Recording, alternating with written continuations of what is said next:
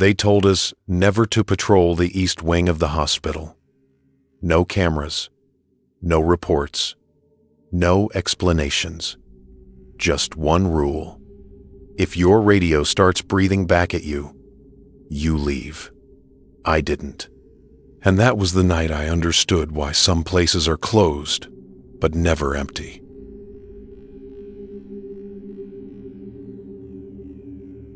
I never planned to stop in Seligman, Arizona.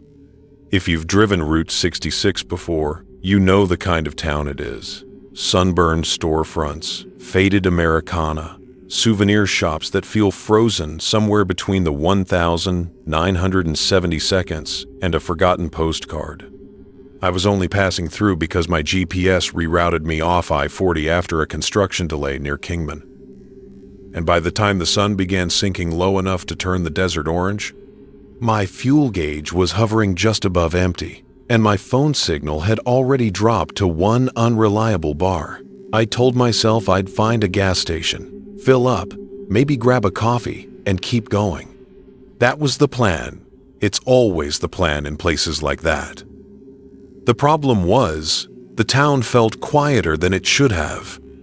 Not abandoned exactly, more like it was holding its breath. I noticed it first when I slowed down past a closed diner with a rusted sign that still advertised pie. Then again, when I passed a motel with windows boarded unevenly, like someone had rushed and never come back to finish the job. Still, I kept driving, because you don't survive long trips by indulging every bad feeling that creeps up your spine. About a mile outside the main strip, just as the road curved slightly and the desert opened up on both sides, I saw it, a motel, set back from the highway, its sign towering above the scrub and gravel. Vacancy was dark. No Vacancy glowed red. Bright, steady, unmistakably on. I remember slowing without realizing it, my foot easing off the gas as my brain tried to reconcile what my eyes were telling me. The building itself looked wrong for an operating motel. The roof sagged, the paint peeled in wide strips, exposing old layers beneath like scabbed skin. Several windows were shattered, and weeds had pushed through the asphalt in the parking lot, curling around old tire stops. And yet, that sign was on, fully lit, not flickering, not struggling, just on. I told myself maybe someone had bought the place and hadn't renovated yet. Or maybe the front looked worse than the rooms. People take chances on Route 66 nostalgia projects all the time. That explanation felt thin, but it was enough to keep me from driving past without stopping. I was tired. I'd been on the road for nearly 11 hours. The idea of a bed, even a questionable one, felt better than pushing on through the desert at night with low fuel and worse instincts. As I pulled into the lot, gravel crunching beneath my tires, I noticed something else that bothered me more than the building's condition. There were cars, 3 of them, all parked neatly in front of rooms near the center of the structure. A white sedan, an older pickup, and a dark SUV with tinted windows. Dust coated them evenly, like they hadn't moved in a while, but not enough to suggest they'd been sitting there for years, weeks, maybe, days. Enough time to raise questions, not enough to answer them. I parked near the office, which sat slightly detached from the main row of rooms. The glass door was intact, but cloudy with grime, and inside, the lights were on, fluorescent, humming faintly. I stood there for a moment with my hand on the car door, listening. The desert has a sound when it's quiet, a distant wind, insects clicking softly, the low electrical buzz of power lines stretching across nothing. There were no voices, no TV noise, no footsteps. Just the hum and the red glow of no vacancy bleeding across the lot. When I stepped out, the air smelled stale, like hot dust and old metal. The office door opened with a chime that sounded too cheerful for a place like that. Inside, the front desk was intact, though scratched and discolored, with a brass bell sitting dead center. Behind it hung a corkboard covered in yellowed notices, most of them curling at the corners. A calendar from 2014 was still pinned there. The page turned to August. No one was at the desk. I rang the bell once, then again. The sound echoed farther than it should have, disappearing down a hallway that led behind the office. "Hello?" I called. My voice sounded smaller than I expected. No answer. I noticed then that the guest log sat open on the counter. I shouldn't have looked. I know that. But I did. The last entry was dated 2 days earlier. The handwriting was neat, normal. A name, a license plate number, a room assignment. Nothing strange, except that there were no entries after it, and yet the sign outside still said, "No vacancy." I stepped back from the desk, a tight feeling settling in my chest. And that was when I heard it. A door closing, somewhere along the row of rooms. Not a slam, just the soft final click of a latch. Someone was here. I walked back outside, my eyes scanning the building. One of the room lights was on now. Room 6. The curtains were drawn, but I could see the glow leaking out from beneath them. I hadn't noticed that light before. Maybe I'd missed it. That was the explanation I clung to, as I stood there, debating whether to get back in my car and leave. The office door creaked open behind me. I turned quickly, my pulse jumping. A man stood there, thin and pale, with graying hair that looked permanently flattened by a hat he wasn't wearing. His uniform shirt was clean but outdated, with a stitched name patch that read Frank. "You looking for a room?" he asked. His voice was calm, almost tired. I nodded, relieved despite myself. "Yeah, just for the night." He glanced past me at my car, then toward the sign, and something unreadable crossed his face. "No vacancy," he said, gesturing upward. "But the sign's been on since I pulled in," I replied. "I figured that meant—" He gave a small nod. "It does." He stepped aside and held the office door open. "You can take room 6. I hesitated. "I thought you said, 'no vacancy,'" he repeated, cutting me off gently. "That's what the sign says." There was a pause. Not awkward, intentional. "But room 6 is available." Something about the way he said available made my skin prickle. Still, exhaustion won. I paid in cash. He didn't offer a receipt, and he slid an old metal key across the counter. No key card, no paperwork, just the key. "If you need anything," he said. "The office light stays on all night." I asked him about the cars in the lot. He followed my gaze and nodded slowly. "Long-term guests," he said. "They don't move much." That should have been my cue to leave. Instead, I took the key and walked toward room 6, the red glow of the NO vacancy sign washing over me as the sun finally disappeared behind the desert hills.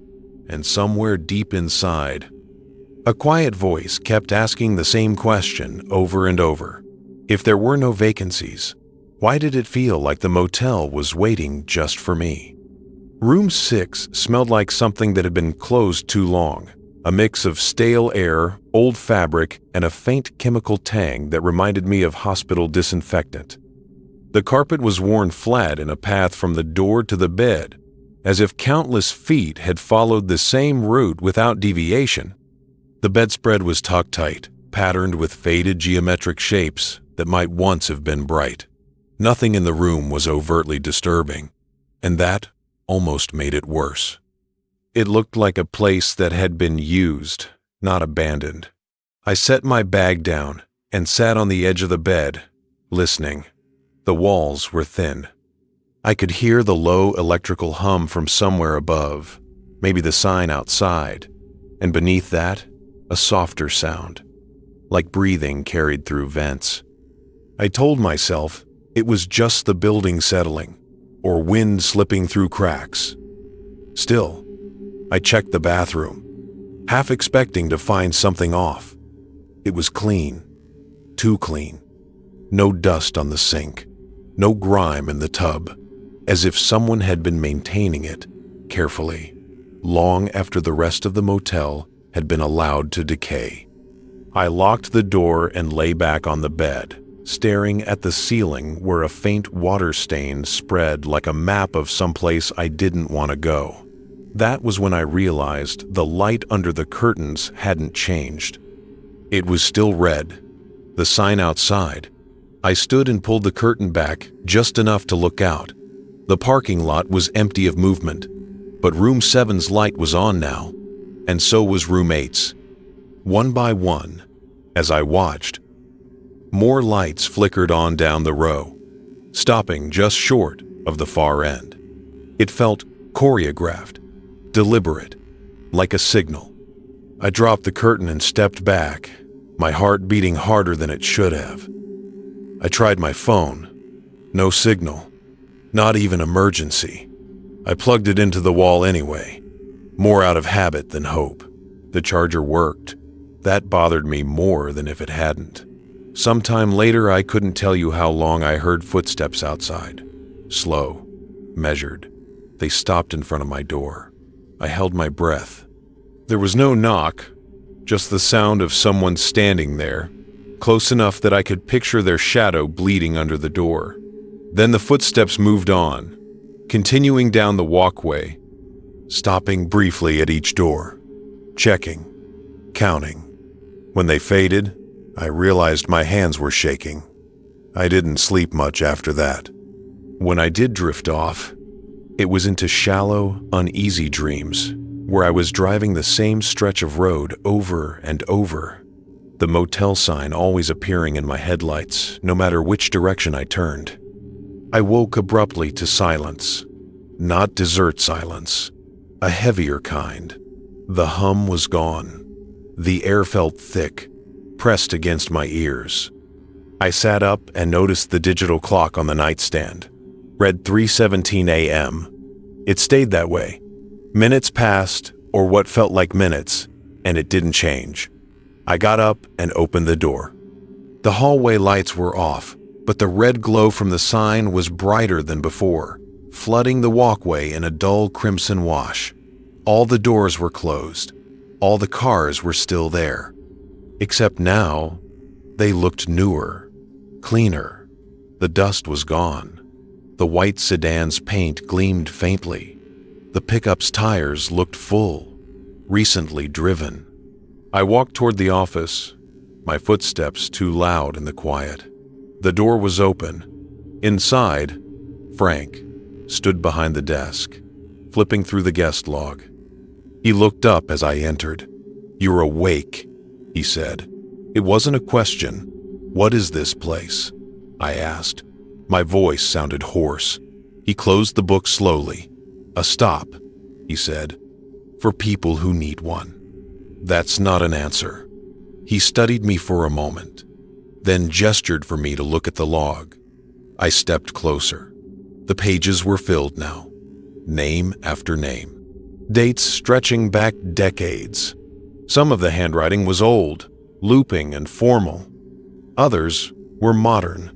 I recognized one. My stomach dropped. My name was there. Today's date. Room 6. "I didn't write that," I said. Frank nodded. "Most don't remember doing it." "Remember doing what?" He leaned forward, resting his hands on the desk, deciding. The word hung between us. I thought about the road, the low fuel, the reroute, the way the motel had appeared exactly when I needed it. What happens to the people who stay? I asked. He glanced toward the window, where the red light pulsed softly. "They check in," he said. "Some check out, some don't. And the sign? It stays on," he replied, "because there's always someone arriving." A sound echoed outside then. Engines turning over. I rushed to the door and looked out. The cars were starting, one by one. Headlights cutting through the dark. Doors opened. People stepped out of the rooms. I could see them clearly now. Their faces pale, eyes unfocused, moving with the calm certainty of sleepwalkers. They got into their cars and pulled out onto the highway, disappearing into the night. The lights in their rooms went dark behind them. I turned back to Frank. "They're leaving," I said. "Yes," he agreed. "They've stayed long enough." "Then why am I still here?" His gaze softened, almost apologetic. "Because you haven't decided yet." The clock on the wall clicked suddenly, the first sound it had made since I arrived. 3:18 a.m. My phone buzzed in my pocket. Signal, full bars. I looked at Frank, understanding settling in like a weight. "If I leave now," I said slowly, "what happens?" He smiled faintly. "You'll forget most of this," he said. "Enough to sleep at night. And if I stay?" He didn't answer. He didn't have to.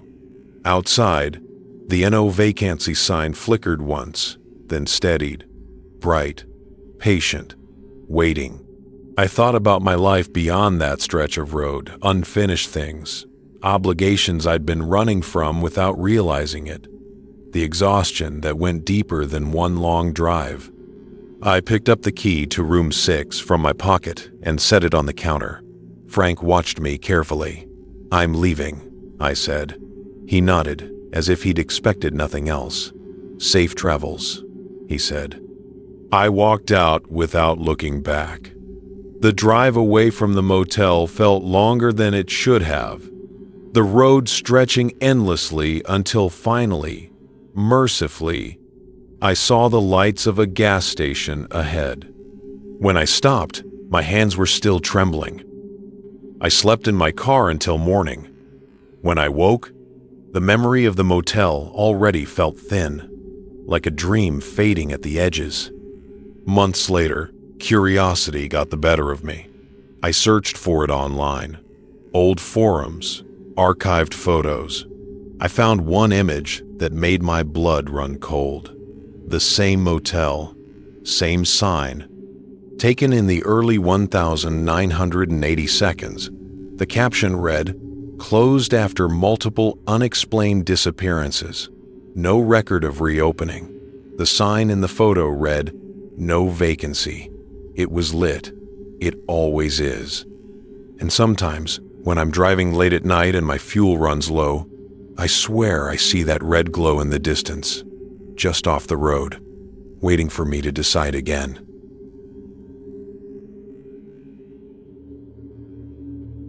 I took the night security job at Street Mercy Hospital because it paid better than anything else I could find in Youngstown, Ohio, and because at that point in my life, sleep was already a problem.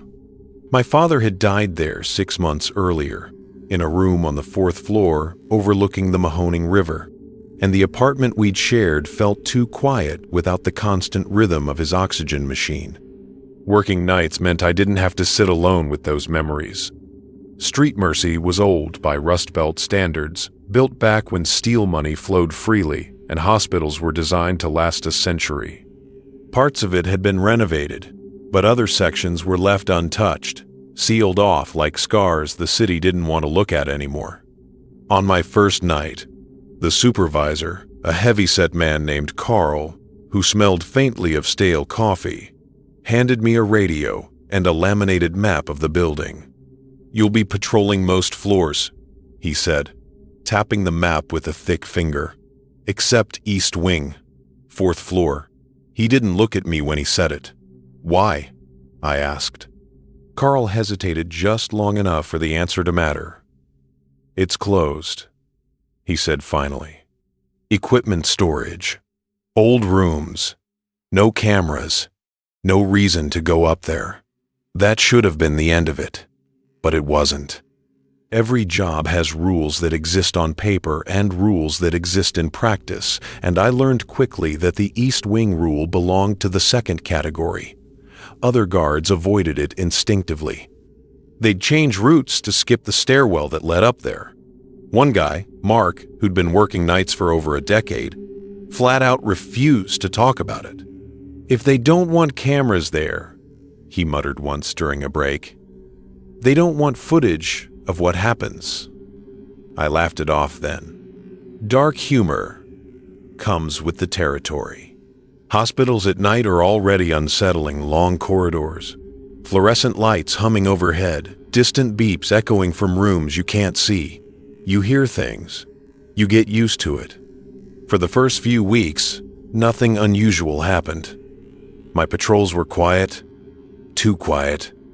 I started to notice, though, that whenever I passed the door leading to the East Wing stairwell, my radio would crackle with static.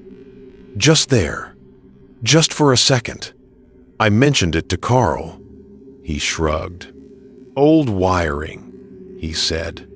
"This place is a museum, held together by duct tape." I accepted that explanation because I wanted to. Because the alternative meant acknowledging the knot forming in my stomach every time I stood near that door. The first real incident happened on a Tuesday night, around 2:40 a.m. I remember the time because I checked it twice. I was on the third floor when my radio crackled to life. At first, I thought it was static again, but then I heard breathing. Slow, deliberate. Like someone holding the transmitter close to their mouth. "Security," I said, keeping my voice steady. "This is Unit 4. Identify." The breathing stopped. A second passed. Then a voice came through, low and distorted. "Fourth floor," it said. "East." The line went dead. I stood there longer than I should have, staring at the radio as if it might explain itself. No calls were logged from that floor. No one was scheduled to be there. I reported it anyway. Carl listened, his expression tightening just a bit. "Probably interference," he said. "You didn't go up there, did you?" "No," I replied. That was true. That night, at least. The calls started happening more often after that. Always after 2 a.m. Always short. Sometimes it was breathing. Sometimes it was the sound of something moving. Wheels on tile, maybe. Or metal tapping lightly against metal. Once, I heard my name. Not shouted, just spoken, calmly, like whoever said it knew I'd answer. I began to dread the quiet stretches of my shift, the moments when nothing happened and my mind filled in the gaps. I found myself thinking about my father's last night, how he'd squeezed my hand and asked me to stay a little longer because the hallway noises made it hard for him to sleep. I wondered if he'd heard the same things I was hearing now. Eventually, curiosity pushed past fear. It always does. One night, after another call came through from the East Wing, I stood in front of the stairwell door and told myself I was just going to check the lock. Just to prove to myself it was sealed, like Carl said. The door opened easily. The stairwell beyond was dark, the overhead light flickering weakly. I took one step inside, then another, my radio buzzing softly at my hip. Halfway up, the air changed. It felt colder, heavier, like walking into a room where a window's been left open all winter. By the time I reached the fourth floor landing, my breath was visible. The door to the East Wing stood at the end of the hall. It was ajar. That's when I heard it clearly for the first time. A hospital bed rolling slowly across tile, stopping, then starting again. Somewhere beyond that door, something was moving, and for reasons I couldn't fully explain, I knew it was waiting for me to come closer.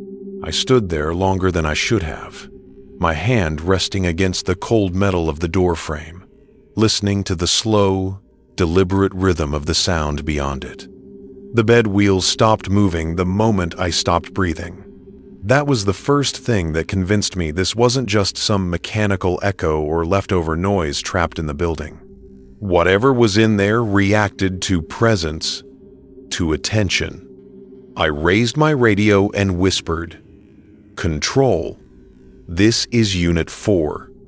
I'm at the East Wing stairwell. Do you copy?" Static answered, thick and suffocating. Then the line cleared just enough for a voice to come through. Not Carl's, not anyone I recognized. "You're not supposed to be there," it said. Calm, flat, almost disappointed. The radio went dead again. I told myself to leave. Every instinct I had was screaming at me to turn around, go back down the stairs, and pretend none of this had happened. But then the bed rolled again. Closer this time. And layered over that sound was something else. A faint, wet inhale, like lungs struggling to fill. I thought of my father immediately, the way his chest had risen unevenly near the end, how the machines had done most of the work for him. Before I realized what I was doing, I pushed the door open and stepped into the East Wing. The lights were on, but dimmed to a sickly yellow glow, as if the power feeding them had to travel too far to reach this part of the building. The hallway stretched longer than it should have, lined with closed patient rooms, their doors marked with peeling numbers. Equipment sat abandoned along the walls. IV stands, wheelchairs, gurneys arranged neatly, as if waiting to be used again. The temperature dropped another few degrees once the door closed behind me. My radio crackled softly, then fell silent. I took a few steps forward. The bed sound stopped. "Hello?" I called, my voice echoing unnaturally. "This is hospital security." The echo came back wrong, stretched and distorted, like the hallway didn't want to give my words back the way I'd sent them. I noticed then that the clocks mounted above the nurses' stations all read the same time. 2:47 a.m. None of them moved. I walked past the first station and felt that familiar pressure in my chest, the kind grief brings when it resurfaces unexpectedly. This was where my father's room had been, or at least where it should have been. The layout didn't match my memory. The walls felt closer together, the air heavier. As I reached the middle of the wing, I saw a figure standing at the far end of the hall. Just a silhouette at first. Backlit by a flickering light, it didn't move. I told myself it was another guard, lost or messing with me, and forced myself to keep walking.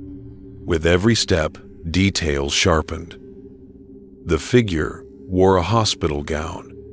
Its feet were bare against the tile.